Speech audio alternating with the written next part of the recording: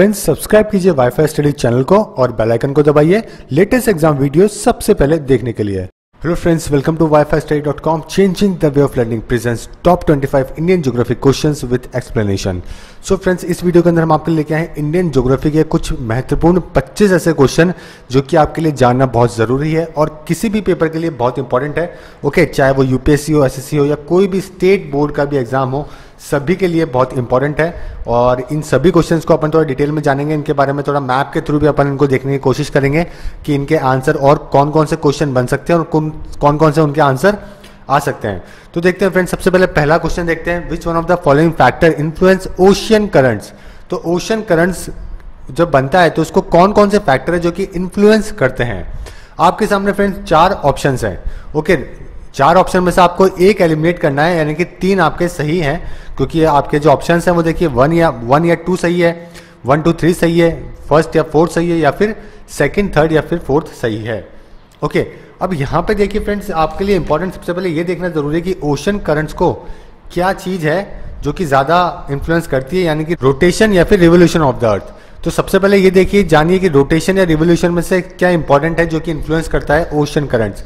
तो आप सभी को पता है कि अगर सन के अर्थ रिवॉल्व कर रही है, यानी कि जो रिवोल्यूशन की बात कर रहे हैं, तो रिवोल्यूशन से कोई फर्क नहीं पड़ेगा ओशन करंट्स के ऊपर। ओके, तो अगर अपन फोर्थ ऑप्शन हटा देते हैं तो बाकी के देखिए यहाँ पे फोर्थ ऑप्शन वाले 2 तो हट गए। ये एलिमिनेशन थ्योरी है। अगर आपको चारों में से लगता है कभी कभार कि ऐसा नहीं हो पाता है, कि एक भी अगर आपको गलत लगता है, तो उससे आपके 2 ऑप्शन तो वैसे ही एलिमिनेट हो जाएंगे। इसके अलावा तीनों ही सही ऑप्शन है। Rotation of the earth, air pressure and wind और साथ में ओशियन वाटर डेंसिटी, तीनों ही इन्फ्लुएंस करते हैं ओशन करंट्स को। तो आपका आंसर है बी, आपका आंसर है। तो ये डेंसिटी का डिफरेंस जो होता है, डेंसिटी डिफरेंस, ठीक है, जो मैंने लिखा यहाँ पे ओशन वाटर डेंसिटी, तो डेंसिटी का डिफरेंस क्रिएट होता है फ्रेंड्स टेम्परेचर से और सैलिनिटी से। तो आपसे टेम्परेचर और सैलिनिटी भी कभी कभार ऑप्शन में दे सकते हैं वाटर डेंसिटी के अलावा। तो ये भी आपको ध्यान रखना है, दोनों ही चीज़ें क्या करती है, इन्फ्लुएंस करती है ओशन करंट्स को, क्योंकि इन दोनों की चेंज होने से क्या होता है, डेंसिटी में डिफरेंस आता है और उससे ओशन करंट्स में इन्फ्लुएंशियल पैदा होती है। अब देखते हैं next question. If the time of the sunrise in Arunachal Pradesh is 6 AM, what will be the probable time of sunrise in Saurashtra. यानी कि अगर अरुणाचल प्रदेश के अंदर, जो कि अपना सबसे ईस्टर्न पार्ट है इंडिया का, ओके, यहाँ पे 6 बजे अगर सनराइज हो रहा है 6 AM में, तो सौराष्ट्र में कितने बजे होगा। जैसे कि आपको पता होना चाहिए फ्रेंड्स ये बात, ओके, ये बात आपको पता होना चाहिए कि अपना इंडिया के जो 2 कॉर्नर्स है, एक्सट्रीम वेस्टर्न साइड और ईस्टर्न साइड, दोनों के बीच में 2 घंटे का फासला है। ओके, तो अगर 6 बजे यहाँ पे उजाला हो रहा है, सनराइज हो रहा है, तो अब वैसे सौराष्ट्र में 8 बजे होना चाहिए। तो इसीलिए ये क्वेश्चन फ्रेम करा हुआ है, क्योंकि आपको ये चीज़ पता होनी चाहिए कि दोनों इंडिया के जो आखिरी एक्सट्रीम वेस्टर्न साइड और ईस्टर्न साइड में 2 घंटे का डिफरेंस है। ओके, अगर गुजरात और अरुणाचल की बात करें फ्रेंड्स, तो देखिए दोनों में 2933 किलोमीटर का अंतर है। अगर अपन दोनों वेस्टर्न और ईस्टर्न साइड की बात करें, नॉर्दर्न और सदर्न साइड की बात करें, तो 3214 किलोमीटर का फासला है। साथ में आपको जो स्टैंडर्ड मेरिडियन लाइन है वो भी ध्यान रखनी है, जो कि अपना 82 डिग्री, ओके, 32 मिनट से पास ऑन होती है मिर्ज़ापुर से, यूपी से, और 82 डिग्री 25 पास ऑन होती है इलाहाबाद से। तो आप इलाहाबाद या मिर्ज़ापुर, इलाहाबाद ज़्यादा इंपॉर्टेंट है, पेपर में ज़्यादा पूछते हैं। ओके, तो ये लॉन्गिट्यूड भी आपको ध्यान रखना है, जो कि कई बार पेपर में पूछा जाता है। ओके, तो ये देखिए, ये जो लाइन है, ये आपके स्टैंडर्ड मेरिडियन है। 82.30 कर सकते हैं आप इसको, यहाँ पर 25 की जगह 30 कर सकते हैं, 82 डिग्री 30 मिनट्स, ठीक है। ये स्टैंडर्ड मेरिडियन है जो कि पास ऑन हो रहा है। तो आपका इस क्वेश्चन का आंसर है सी। देखते हैं next. The red Cliff line is the international border between. तो रेड क्लिफ लाइन बहुत ही फेमस लाइन है, ओके, और ये कौन सी 2 इंटरनेशनल बॉर्डर के बीच में है, रेड क्लिफ लाइन। तो सबसे पहले आपके लिए ये जानना जरूरी है कि रेड क्लिफ कौन थे। ओके, ये कौन थे फ्रेंड्स, जब देश आज़ाद हुआ था तब अपना एक रेड बॉर्डर कमीशन बनाया गया था, बॉर्डर कमीशन बनाया गया था।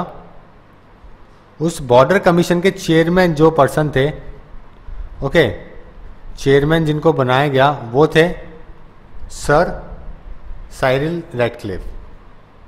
यही वो पर्सन है जिन्होंने इंडिया और पाकिस्तान के बीच में आज़ादी के बाद में बंटवारा किया। ओके, यानी कि जो बाउंड्री खींची वो इन्होंने खींची थी। ओके, तो देखिए बाउंड्री, ये जो आपको रेड लाइन से दिख रही है, सारी वो बाउंड्री जो कि उस टाइम पे खींची गई। 17 अगस्त 1947 को ये पब्लिश करी गई थी रेड क्लिफ लाइन, इंडिया और पाकिस्तान के बीच में। इसमें आर्किटेक्ट थे ये सर रेड क्लिफ। तो ये जो आपको रेड लाइन से दिख रही है सारी वो बॉर्डर है जो कि पार्टीशन किया गया था रेड क्लिफ के द्वारा। इसीलिए देखिए इंडिया पाकिस्तान की बॉर्डर और इंडिया और बांग्लादेश की बॉर्डर दोनों ही रेड क्लिफ लाइन है, क्योंकि उस टाइम पे बांग्लादेश नहीं था और ईस्टर्न पाकिस्तान के बीच में और वेस्टर्न पाकिस्तान के बीच में ये लाइन ड्रॉ करी गई थी, क्योंकि ये मुस्लिम मेजॉरिटी एरिया था। ये देखिए ओके, जो रेड में है ये पाकिस्तान, माफ कीजिएगा जो ग्रीन में है, डार्क ग्रीन और ग्रीन में ये पाकिस्तान है। ये उस टाइम पे ईस्टर्न पाकिस्तान हुआ करता था। ये जो एरो बन रहे हैं यहाँ से, ये हिंदू लोग यहाँ पे पाकिस्तान से इंडिया में आए, और ये जो ग्रीन में है ये पूरे जो पाकिस्तान जो मुस्लिम लोग हैं वो पाकिस्तान चले गए। ये सारे वो राइट्स वाले एरिया हैं जहाँ पे राइट्स हुए थे उस टाइम पे, आज़ादी के टाइम पे। ओके, तो ये रेड क्लिफ वो पर्सन थे जिन्होंने क्या किया, बाउंड्री को डिवाइड किया इंडिया और पाकिस्तान के बीच में। तो आपका जो आंसर होगा इसका वो होगा इंडिया पाकिस्तान, ए आपका आंसर होगा। उसके बाद देखते हैं next question, India permanent research station दक्षिण गंगोत्री इज सिचुएटेड इन। तो इंडिया का जो परमानेंट स्टेशन है दक्षिण गंगोत्री, ये कहाँ पे सिचुएटेड है? ओके, तो आपके सामने 4 ऑप्शन है, great Himalaya, Indian ocean, Antarctica और अरेबियन सी। तो देखिए ये क्या है, रिसर्च स्टेशन है गंगोत्री। अब देखिए भारत ने कुछ एक रिसर्च स्टेशन बना रखे हैं अपने आर्टिक के अंदर और अंटार्कटिका के अंदर भी। आर्टिक के अंदर जो अपना रिसर्च स्टेशन है वो उसका नाम है हिमाद्री। ये कहाँ है, सेवलबर्ड के अंदर है जो कि नॉर्वे के अंदर है। ओके, वैसे अंटार्कटिका के अंदर भी अपन ने 3 स्टेशन बना रखे हैं, जैसे कि भारती जो कि 2012 में बनाया गया, उसके बाद में मैत्री जो कि 1989 में बनाया गया, और साथ में दक्षिण गंगोत्री जिसके बारे में क्वेश्चन पूछा गया है 1983 में इसको बनाया गया। तो आपका आंसर क्या हुआ, अंटार्कटिका आपका आंसर हुआ। ओके, ये सारे रिसर्च स्टेशन है और आपको ध्यान रखना है कि ये सब है जो कि इंडिया के द्वारा बनाए गए हैं बाहर। Which state of India touches the boundary of the largest number of other states. तो कौन सा स्टेट है इंडिया का जो कि लार्जेस्ट नंबर ऑफ स्टेट से बाउंड्री टच कर रहा है?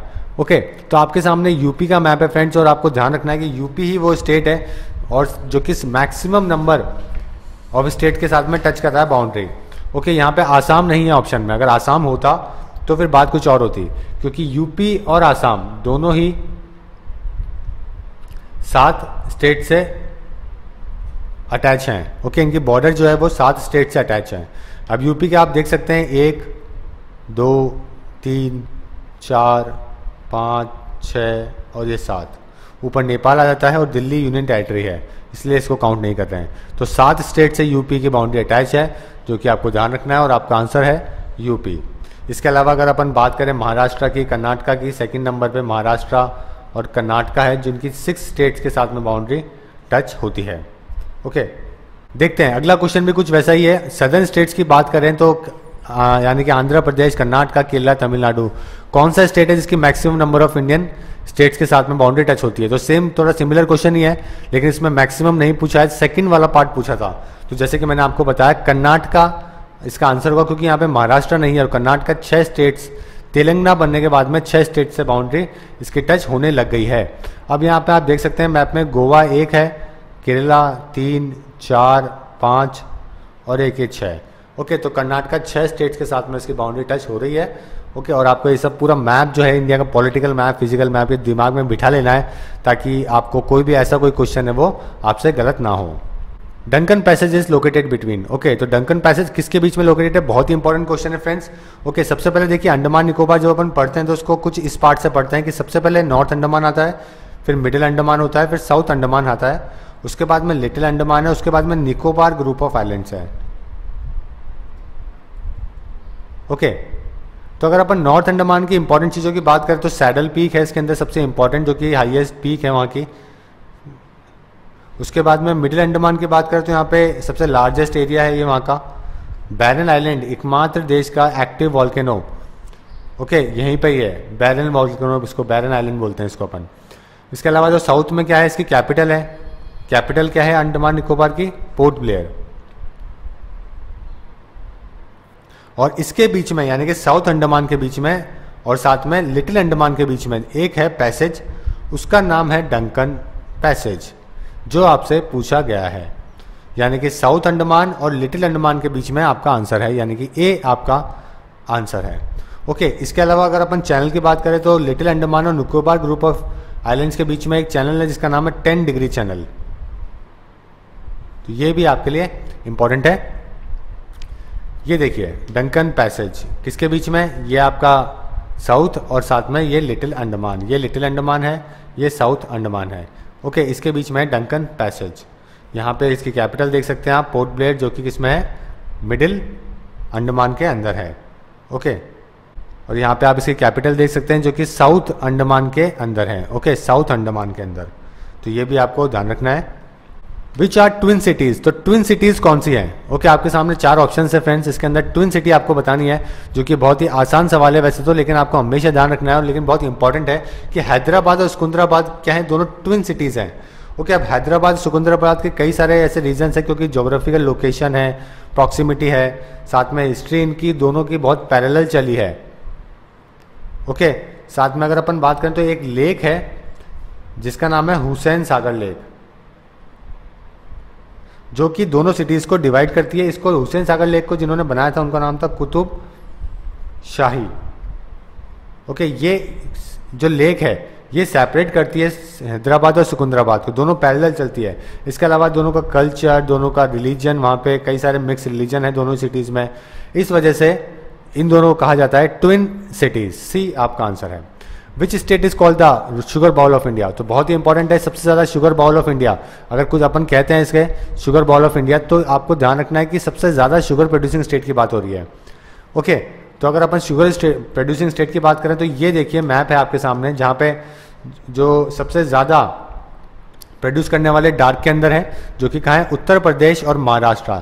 इंडिया में दो, अगर फर्स्ट नंबर की बात करें तो उत्तर प्रदेश सबसे ज़्यादा प्रोडक्शन करता है, देश का 39% ओके शुगर जो प्रोड्यूस होता है वो उत्तर प्रदेश ही करता है टोटल प्रोडक्शन के अंदर से। सेकंड नंबर पे महाराष्ट्र है। दुनिया की बात की जाए, अगर वर्ल्ड की बात की जाए तो ब्राज़ील फर्स्ट नंबर पे और इंडिया सेकंड नंबर पे प्रोडक्शन ऑफ शुगर की बात करी जाए तो। ओके, और तीसरे नंबर पे यहाँ पे अगर बात करें तो तमिलनाडु है, जो कि सबसे ज़्यादा शुगर प्रोड्यूस करता है। इसके अलावा उड़ीसा भी आप देख सकते हैं मैप के अंदर, उड़ीसा भी इंपॉर्टेंट है। तो आपको जो याद रखना है वो है कि शुगर बाउल ऑफ इंडिया की बात की जाए तो यूपी आपका आंसर है, यानी कि ए आपका आंसर है। Gulf of Mannar is situated along the coast of, तो गल्फ ऑफ मन्नार कहाँ पे सिचुएटेड है? ओके, कौन से स्टेट की कोस्ट पे सिचुएटेड है? तो बहुत ही इंपॉर्टेंट सवाल है, क्योंकि इसमें बहुत बच्चे कंफ्यूज होते हैं। ये देखिए फ्रेंड्स, ओके कई सारे मैं गल्फ कवर अप कर रहा हूँ जो कि इंडिया में पूछे जाते हैं। जैसे कि देखिए गल्फ ऑफ मन्नार कहाँ पर है? तमिलनाडु के अंदर है। ओके, तमिलनाडु के अंदर गल्फ ऑफ मन्नार है, देखिए यहाँ पे मैप में, और आपका जो आंसर है वो है तमिलनाडु। ए आपका आंसर है। ठीक है, ये क्या है? गल्फ ऑफ मन्नार बेसिकली क्या है? एक शैलो, लार्ज शैलो बे है। ठीक है, और यहाँ पे जो स्पीशीज की बात की जाए, जो फेमस स्पीशीज है वो सी काऊ है। तो आप आपसे ये भी पूछ सकते हैं कि सी काऊ कौन से गल्फ में है, कौन सी जगह पे फेमस है। ठीक है, तो ये आप चीज़ आपको ध्यान रखनी है। अगला क्वेश्चन है, consider the following statement regarding the Andaman and Nicobar islands. Okay, तो अंडमान निकोबार आइलैंड्स के बारे में कुछ महत्वपूर्ण चीज़ें हैं जो कि आपको कंसिडर करनी है। फर्स्ट ऑफ ऑल, ये इक्वेटोरियल क्लाइमेट को एंजॉय करता है। सेकंड, ये सिर्फ एकमात्र प्लेस है जहाँ पे वॉल्केनो है एक्टिव इंडिया का। दूसरा क्या है? ऐसी एकमात्र प्लेस है जहाँ पे कोरल बेड मिलता है। ओके, कोरल रीफ्स मिलती है। तो क्या ये एकमात्र है ऐसी जगह जहाँ पे इंडिया में सिर्फ कोरल रीफ यहीं पे ही मिलेगी? नहीं है, यानी कि थर्ड आपका गलत हो जाता है। थर्ड गलत हुआ, यानी कि सी भी गलत हुआ, ए भी गलत हुआ। ओके, अब आपके सामने बी और डी का ऑप्शन है, और यहाँ पे ये बात सही है, सिर्फ एकमात्र वॉल्केनो मैंने आपको बताया था बैरन। ओके, बैरन आइलैंड जो कि मिडिल अंडमान के अंदर था। थोड़ी देर पहले मैंने अपन ने डिस्कस किया था इसको। ये देखिए, मैंने आपसे थोड़ी देर पहले डिस्कस किया था, मिडिल अंडमान के अंदर लार्जेस्ट है एरिया है, और बैरन आइलैंड है जो कि एकमात्र एक्टिव वॉल्केनो है देश का। ठीक है, तो ये चीज़ आपको ध्यान रखनी है। और ये एकमात्र प्लेस ऐसी नहीं है जहाँ पे कोरल रीफ मिलता है। कोरल रीफ इंडिया में और भी कई जगह पे मिलेगा, जैसे अंडमान निकोबार तो है ही, गल्फ ऑफ कच्चे की बात करें वहाँ पे भी है। ठीक है, जहाँ पे इसको गल्फ ऑफ कच्चे को अपन मरीन नेशनल पार्क के नाम से भी जानते हैं, because of coral reefs. Okay, fringing coral reefs यहाँ पे मिलती है। गल्फ ऑफ मन्नार है, गल्फ ऑफ मन्नार में भी आपको ये मिलता है। उसके अलावा लक्षद्वीप है। तो कुल मिला के देश में कई जगह कोरल रीफ अवेलेबल है, इसलिए ये ओनली प्लेस नहीं है, इसलिए आपका आंसर बन जाता है B. The southern most hill ranges in India are known as, तो सदर्न मोस्ट जो हिल है देश की सबसे सदर्न मोस्ट, सबसे आखिरी के अंदर, वो कौन सी हिल है? ओके, बहुत ही इंपॉर्टेंट सवाल है। और सबसे पहले देखते हैं, इससे मैप देखते हैं, आपको काफ़ी हेल्प मिलेगी। देखिए फ्रेंड्स, सबसे लास्ट में है सदर्न मोस्ट में कार्डोमम हिल्स। ओके, सबसे लास्ट में कार्डोमम, उससे ऊपर नीलगिरी है, western Ghats, eastern Ghats, okay, Deccan plateau ये वाला है, सदर्न वाला सतपुरा रेंज है, उससे ऊपर विध्यान रेंज है, साइड में छोटानगर प्लेट्यू है और अरावली है राजस्थान के अंदर। ठीक है, तो ये आपको ध्यान रखना है कि सबसे सदर्नमोस्ट कौन सी है, कार्डोमम है, cardamom hills. Okay, cardamom hills south east Kerala के अंदर और साउथ वेस्ट तमिलनाडु वाले पोर्शन के अंदर है। और इसका जो नाम आया है कार्डोमम, वो कहाँ से आया है, कार्डोमम स्पाइसेस से ही आया है। यहाँ पे इलायची जो होती है उसका काफ़ी प्रोडक्शन होता है, इसके वजह से इसका नाम कार्डोमम हिल्स रखा गया है। और यहाँ पे पीपर और कॉफ़ी भी काफ़ी उगती है। और आपका जो आंसर हुआ वो है डी। अब देखते हैं फ्रेंड्स पीक और माउंटेन, कई सारे कुछ एक पीक हैं जो कि आपको मैच करने हैं माउंटेन के साथ में। सबसे पहले धौलागिरी, धौलागिरी कहाँ पर है फ्रेंड्स, बहुत इंपॉर्टेंट है आपके लिए। धौलागिरी कहाँ पर है, धौलागिरी हिमालयास का एक पार्ट है। ओके, तो देखिए फोर्थ ऑप्शन आपका यहाँ पे है। गुरु शिखर की बात करें तो ये कहाँ, अरावली रेंजेस के अंदर है, राजस्थान के अंदर। हिमालयास हो गया ये नेपाल धौलागिरी। उसके अलावा अरावली रेंजेस की बात करें राजस्थान यानी कि ये। उसके बाद में धूपगढ़, ओके, धूपगढ़ कहाँ पर, सतपुरा के अंदर है, सतपुरा एमपी के अंदर। और उसके बाद में धोड़ा बेटा की बात की जाए तो ये नीलगिरी के अंदर है। ठीक है, ये तमिलनाडु के अंदर है बेसिकली, धोड़ा बेटा।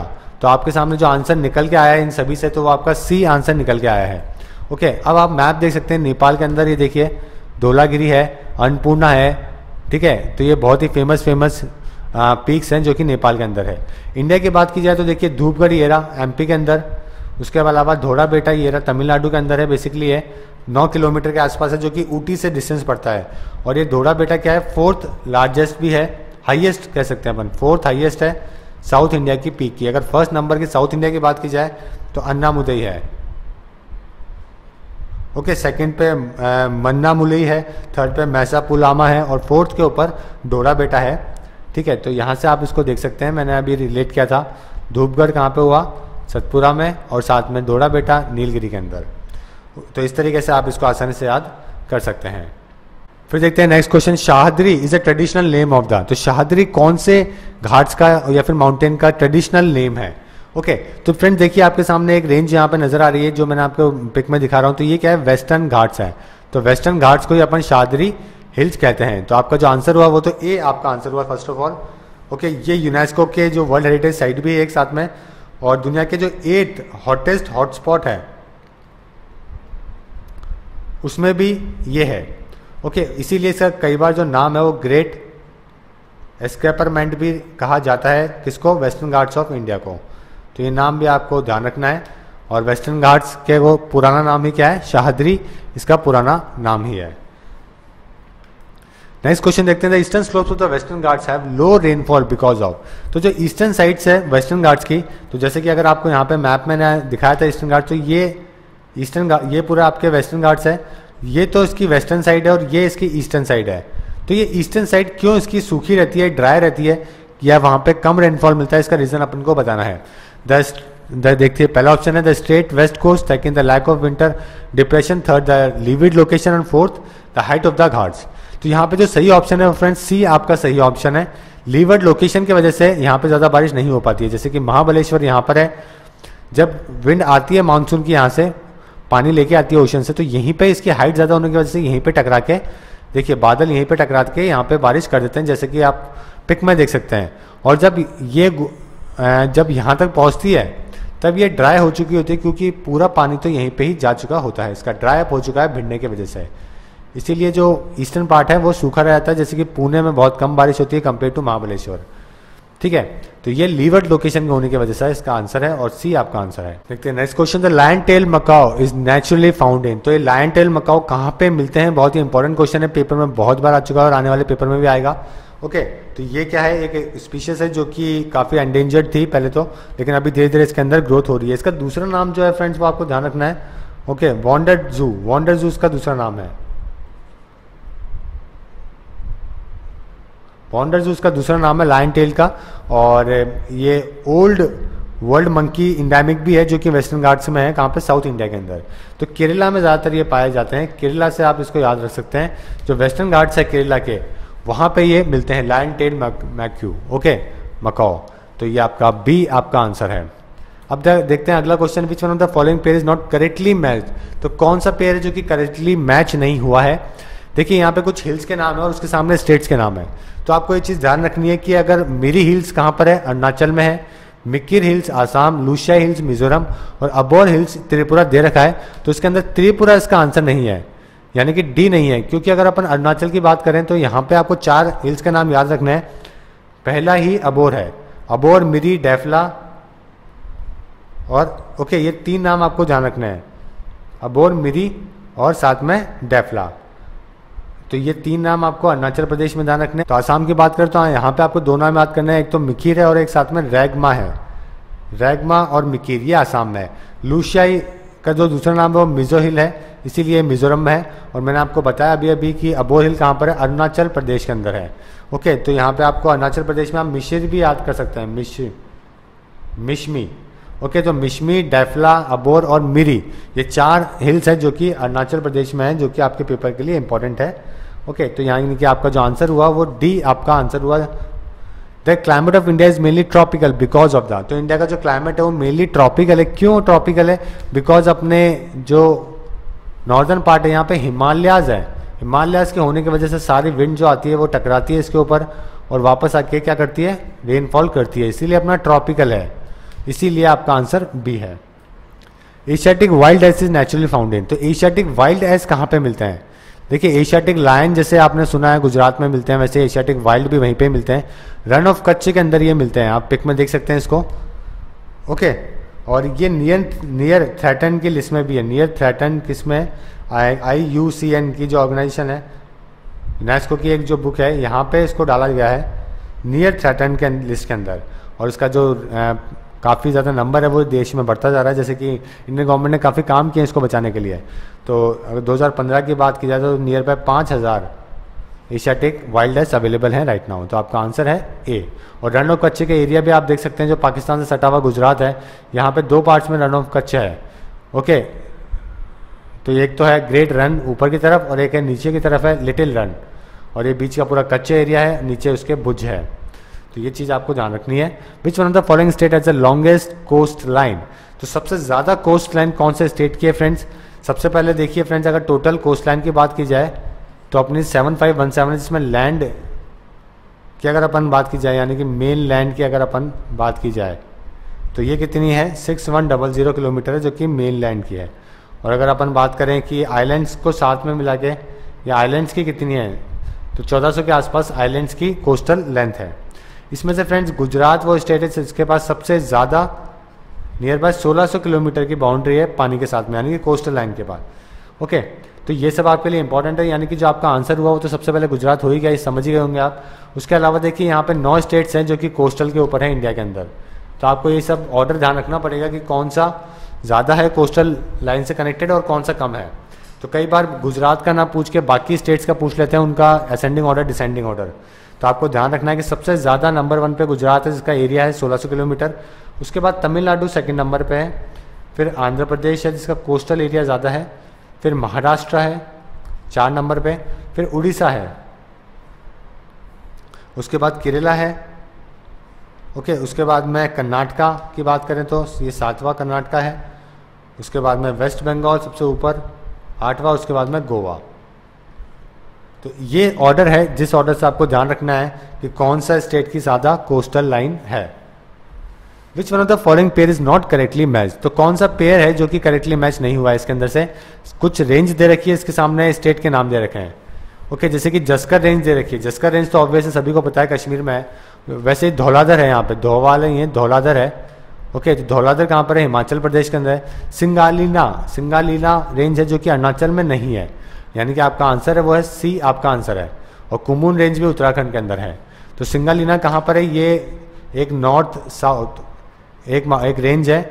ओके, जो कि दार्जिलिंग और जो कि दार्जिलिंग है, सिक्किम है, इस एरिया से होते हुए हिमालय से मिलती है। यहाँ का जो मेन पॉइंट है इस सिंगालीला का, वो व्यू करना है कंचनजुंगा और साथ में माउंट एवरेस्ट। ओके, यहाँ से कहते हैं कि यहाँ से लुक आता है इन दोनों का, तो इसीलिए सिंगालीला रेंज काफ़ी फेमस है। कुमुन क्या है? उत्तराखंड के अंदर है। तो ये चीज़ भी आपको ध्यान रखनी है। Between which ranges is the Kashmir valley in the Himalaya lies. तो कश्मीर वैली कौन सी रेंज के अंदर है हिमालय के अंदर? बहुत ही इंपॉर्टेंट क्वेश्चन है फ्रेंड्स। वैसे तो ये जो थोड़ी पिक है थोड़ी ब्लर है, लेकिन आप समझ ही गए होंगे इससे कि कश्मीर वैली कहाँ पर है, इतना सा तो आपको आइडिया लग गया होगा। इसके अलावा आपको ध्यान रखना है वो ये चीज़ रखनी है कि अपन जब हिमालयाज पढ़ते हैं तो 3 पार्ट्स में उसको पढ़ते हैं। तो फर्स्ट इंपॉर्टेंट चीज़ ये है, यानी कि अपन इसको 3 पार्ट्स में 3 ranges of Himalaya, trans Himalaya और पूर्वांचल हिमालय। तो अभी जो ये क्वेश्चन पूछा गया है ट्रांस हिमालय का पूछा गया है। ओके, ट्रांस हिमालय के अंदर फ्रेंड्स क्या है, देखिए ये JNK का पूरा एरिया है, ये कवर अप है। जैसे कि अगर अपन बात करें सबसे पहले काराकोरम रेंज है। ओके, काराकोरम रेंज, अब उसके बाद में फिर है क्या है, काराकोरम के बाद में लद्दाख रेंज है, उसके बाद में जस्कर है, उसके बाद में पीर पांजल है। ओके, पीर पांजल। तो ये 4 रेंजेस हैं जो कि आपको ध्यान रखनी है और आपके लिए इंपॉर्टेंट। तो 4 के अंदर देखिए सबसे पहले अगर अपन बात करें किसकी, काराकोरम और लद्दाख की, देखिए आपको याद करना है KLZP, काराकोरम, लद्दाख, जस्कर और पीर पांजल। तो इस चारों से आपको ऑर्डर ध्यान रखना है, काराकोरम और जस्कर। ओके, काराकोरम और लद्दाख, काराकोरम लद्दाख में से शौलिक रिवर जाती है लद्दाख और जस्कर के अंदर से, ठीक है, लद्दाख और जस्कर के अंदर से इंडस रिवर फ्लो करती है। और उसके बाद में अगर बात करें कि जस्कर और पीर पांजल, ओके, तो यहाँ पे क्या है, कश्मीर वैली फ्लो करती है। तीसरा वाला जस्कर और पीर पांजल, यानी कि यहाँ पे। तो आपका जो आंसर क्या है, जस्कर और पीर पांजल, सी आपका आंसर है, जस्कर और पीर पांजल के बीच में जाती है। तो आपको ये चीज़ ध्यान रखनी है कि सबसे पहले तो KLZP, K और L के बीच में शौलिक है, L और Z के बीच में इंडस है, और Z और P के बीच में कौन सी है, मैंने अभी आपको बताई, कश्मीर वैली है। ओके, और लास्ट फिर पीर पांजल यहाँ पे है ही। तो इस तरीके से आपको इसको ध्यान रखना है। Which one of the following river does not flow into the bay of Bengal. तो कौन सी रिवर है जो कि बे ऑफ बंगाल में नहीं मिलती है? इस मैप से आप देख सकते हैं फ्रेंड्स, महानदी, गोदावरी, कृष्णा, कावेरी, चारों ही रिवर किस में जा रही है, बे ऑफ बंगाल में जा रही है। यानी कि जो आपका आंसर हुआ वो तो तापी आपका आंसर हुआ, जो कि ईस्टर्न साइड ना जाके वेस्टर्न साइड जा रही है। ओके, अब यहाँ पे आपको ये चीज़ देखनी है फ्रेंड्स कि जो अगर ये दूसरी साइड जा रही है तो कौन कौन सी ऐसी और भी रिवर है जो कि वेस्टर्न साइड फ्लो करती है।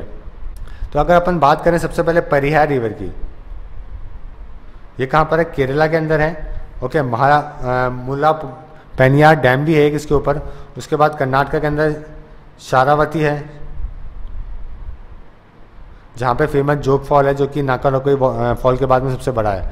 उसके बाद में कर्नाटक के अंदर ही काली नदी है जो कि वेस्टर्न साइड जाती है, यानी कि अरेबियन सी में जाती है। उसके अलावा फिर एक और काली नदी के बाद में, काली नदी के ऊपर इंपॉर्टेंट चीज़ है Kaiga nuclear power plant. Okay, फिर मंडोवी रिवर है जो कि गुजरात में है, साबरमती रिवर है जो कि अरुणाचल, माफ़ कीजिएगा, अरावली हिल से आती है राजस्थान से। उसके अलावा नर्मदा है, MP से स्टार्ट होती है, अमरकंटक से। तो ये सारी की सारी कौन सी, ये सभी अरेबियन सी में जाती हैं।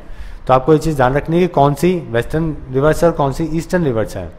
अब देखते हैं last question, Baglihar hydro power is located on which river. तो बगलियार हाइड्रो पावर स्टेशन जो कि बहुत इंपॉर्टेंट है, ये कौन सी रिवर के ऊपर सिचुएटेड है? तो आपको जो आंसर है वो है चेनाब। चेनाब रिवर है, उसके ऊपर ये सिचुएटेड है। अब चेनाब रिवर कहाँ से स्टार्ट होती है? लाहौल स्पीति से स्टार्ट होती है, जो कि हिमाचल प्रदेश के अंदर है। कई सारे इंपॉर्टेंट प्रोजेक्ट्स हैं, जैसे कि दरहस्ती प्रोजेक्ट है, पेपर में काफ़ी बार पूछते हैं। चंद्रा भागरा है, सलाल है, ओके, बगलियार है। तो ऐसे करके कई सारे इंपॉर्टेंट प्रोजेक्ट्स हैं जो कि चेनाब रिवर के ऊपर हैं। तो आप ये देख सकते हैं, ये मैप है चेनाब का। इसके अलावा यहाँ पे देखिए सलाल प्रोजेक्ट है, दरहस्ती प्रोजेक्ट है। ओके, ये आपसे बगलियार पूछा गया था, ये रहा आपका क्वेश्चन। और ये चंद्रा रिवर है, यहाँ पे चंद्रा रिवर जो इससे मिल रही है। तो ये सब इंपॉर्टेंट चीज़ें हैं फ्रेंड्स जो कि आपको ध्यान रखनी है। मैंने मैप के थ्रू रिप्रेजेंटेशन करके आपको काफ़ी कुछ बताया है। तो अगर आप इस वीडियो को अच्छे से देखेंगे तो आपको ज़रूर पेपर में बहुत ज़्यादा हेल्प मिलने वाली है। So friends, thank you and all the best.